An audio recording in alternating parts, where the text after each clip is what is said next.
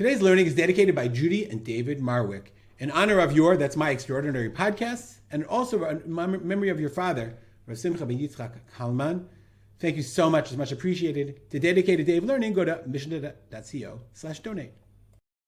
We are in Uktzim Perek Yom Mishnah Yud Aleph, 11th and second to last penultimate Mishnah in Masechet Uktzim, which happens to be the second to last Mishnah in Shas. Pretty exciting. Says the Mishnah, Chalot Dvash, cakes of honey. When are they mitamot? Because for mashke, i.e., remember we said there are 7 types of liquid that can make something tameh, that they are machshir lekabel tuma, and one of those are water and dew and honey and blood. Honey's one of them, whatever. So one of the 7 types of liquids. So, but when they're connected in the bi, they're cakes. So it turns from a solid to a liquid. So me'ematai, from when are they mitamot mishumashka? Are they mitam when they become tameh? Why just amayu la'achilakam? They're there to eat. Ume'ematai mitamin tumat mashka. When are they mitameh liot chila? Remember we said a liquid can then become a rishon l'tuma.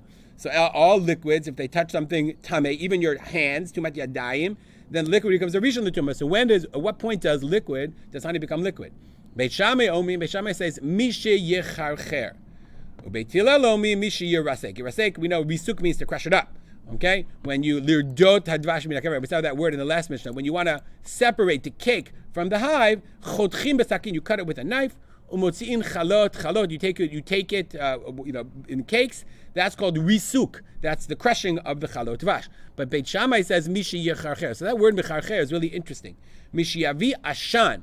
When you bring smoke. So you got to smoke out the bees in order to get the honey, because otherwise it'll sting you. That's bad. That's lashon lecharcher riv. I think that's a pasuk somewhere. Lecharcher riv. Let me look up in the Kahati. Actually, it's not a pasuk. That's from Rav Haigon. Let's look at the Jastra for a second. Chircher, to set twigs on fire for driving out of bees. And we have Jastra jackpot Uktzim 3:11. Okay, Maimonides, the Rambam says he heats the honeycomb, not smokes out. He heats it. Let's see. I think the Rambam.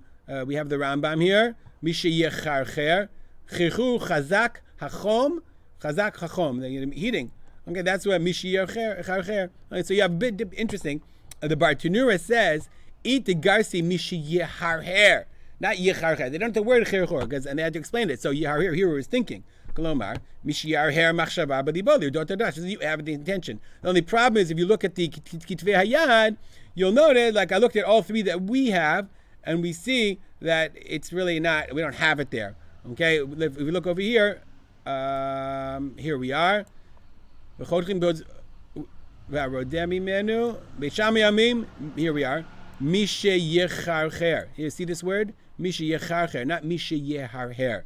So chirchor, so we see. So let's just go with the Bartanura. Either you smoke it out or you heat it out. When you do some action to get rid of the bees, that, according to Beit Shammai, but of course, we probably pass them like Beit Hillel, when you start cutting out the honey cakes, then they become a liquid. We'll stop here. Dedicate our learning. Remember, my father, Rav Simcha ben Yitzchak Kalman. Make it a great day.